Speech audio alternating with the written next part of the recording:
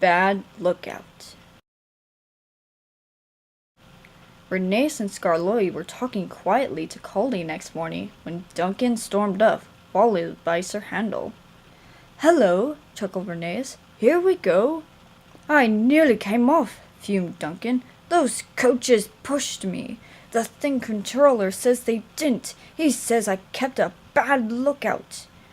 "We've no money to mend you," he said, "and if it happens again, I'll leave you at the back of the shed. Why does he always pick on me? It's not fair."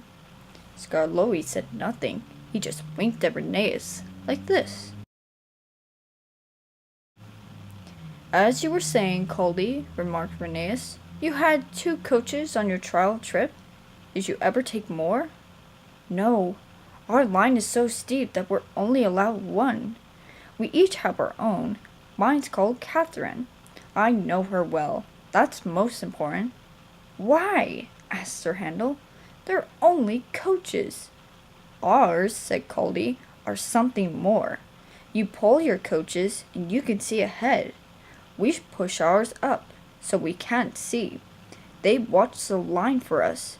The guard watches too, of course, but Catherine's so clever that I know at once if anything is wrong." "That must take a load off your mind." Caldy smiled. "But not off my buffers. Climbing is hard work and needs a lot of steam. My fireman and I have a tiring time. Coming down," he went on, "it's different. Catherine and I just roll. We need no steam for that." Sir Handel sighed enviously. "I should like that," he said.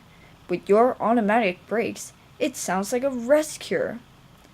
"That," replied Caldy, "was just a mistake poor Gottfried made."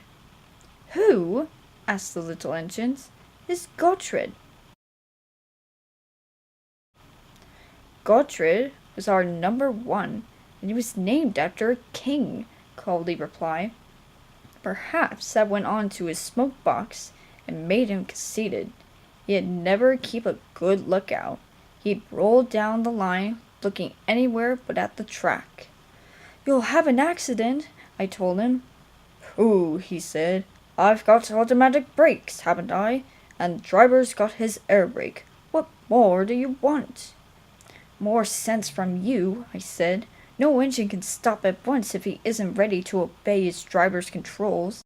'The first thing a young engine learns,' agreed Scarloy. Gottfried never learned sense. His driver and fireman and the manager all spoke to him.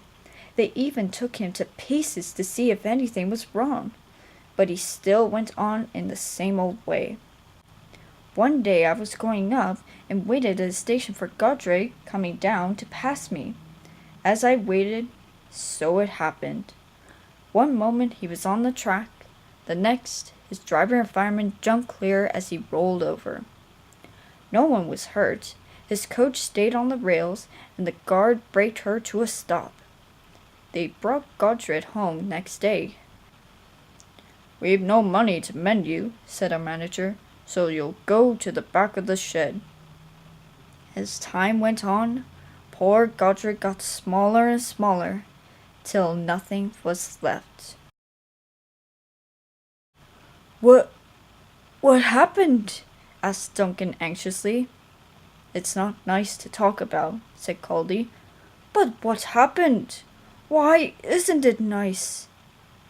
"Our drivers used Gottfried's parts to mend us," answered Caldy mournfully. Sir Handel and Duncan were unusually silent long after Caldy had gone home.